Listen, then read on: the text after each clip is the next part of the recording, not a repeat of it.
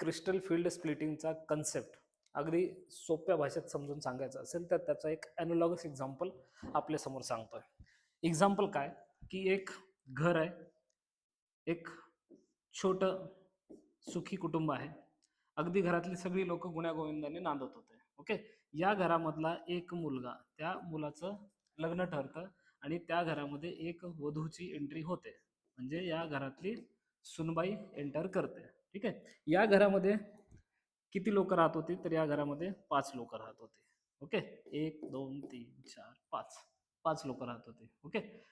सुनबाई येण्याच्या अगोदर या घरातली सगळी लोक अगदी गुण्यागोविंदानं नांदत होती. सगळ्यांची एनर्जी सेम होती, कोणामध्येही मतभेद नव्हते, भेदभाव नव्हतं, काही नव्हतं. ओके.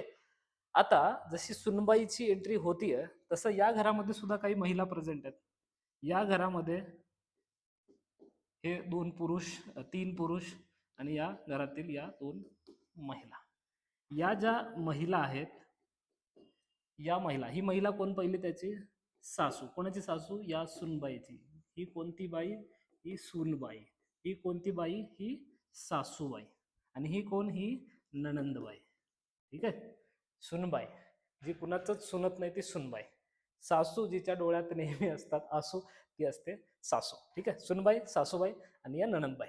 आणि हे कोण? हे तिचे मिस्टर म्हणजे पती परमेश्वर, हे सासरे परमेश्वर, हे दीर परमेश्वर, असे ही 5 लोक आहेत. ठीक आहे. गुण्यागोविंदानं नांदणारं कुटुंब. आणि आता होती सुनबाईची एंट्री. आता होतंय काय, या सुनबाईचं आणि सासूबाईचं, ठीक आहे, सुनबाईचं, सासूबाईचं, सुनबाईचं, ननंदबाईचं यांचं अजिबात पटत नाही. त्यामुळे काय होतं, यांच्यामध्ये होतं रिपल्शन. ओके.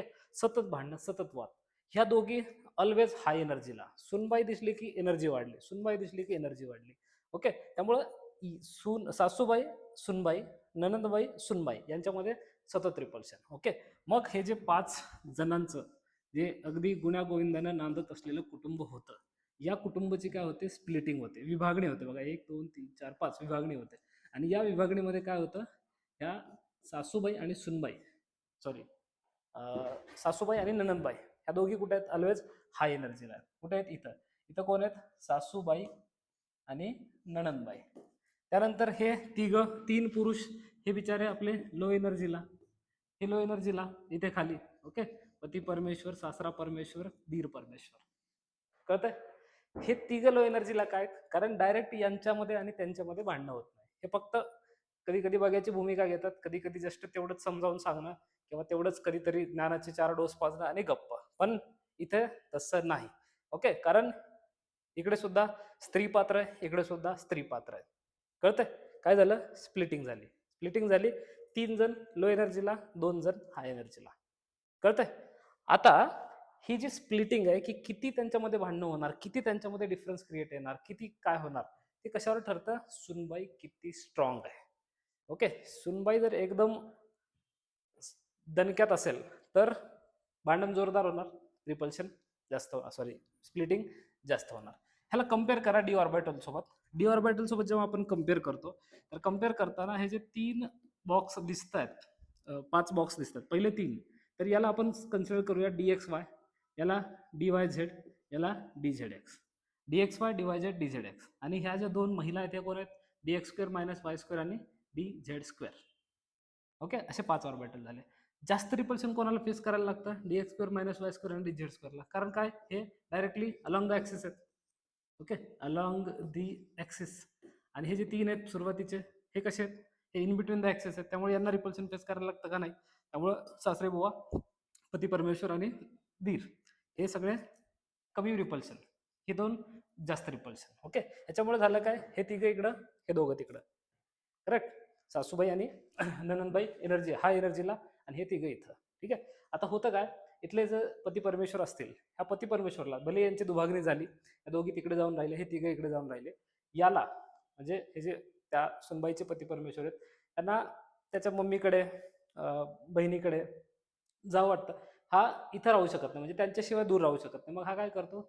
इथं जातो. इथं गेला की लगेच तिकडून बायकोचा फोन, कुठे? परत घरी. ठीक आहे. परत घरी, परत रिटर्न. म्हणजे ह्याला थोडीशी एनर्जी आली की आता होईल ते होईल, आता मी माझ्या आईला जाऊन भेटणार. मग तू काय करतो? ग्राउंड स्टेटवरनं एक्साइटेड स्टेटला जातो. परत थोडा बायकोचा फोन आला की परत ग्राउंड स्टेटला. हे जे ground state to excited, excited to ground आहे, ह्याला काय म्हणतो आपण? डी डी ट्रान्झिशन म्हणतो. कारण हे सगळं डी ऑर्बिटल मध्येच होत असतं. हे खालचे 3 ऑर्बिटल सुद्धा डीच आहेत, वरचे 2 सुद्धा डीच आहेत. त्यामुळे ग्राउंड हे कोणतं ऑर्बिटल आहेत? हे T2G. आपण अगोदरच्या व्हिडिओमध्ये बघितले T2G. हे वरचे कोण आहेत? EG. मग T2G मधून EG, EG मधून T2G हे जे चालू असतं, म्हणजे हे तिघं जिथं राहतात तिथून ते दोघे जिथं राहतात तिथं जाणं येणं, this is called as D D transition. आणि या डी डी ट्रान्झिशनमुळे मग काय येतं? कलर वगैरे बाकीचे जे प्रॉपर्टीज आहेत त्या सगळ्या प्रॉपर्टीज शो केल्या जातात. ओके.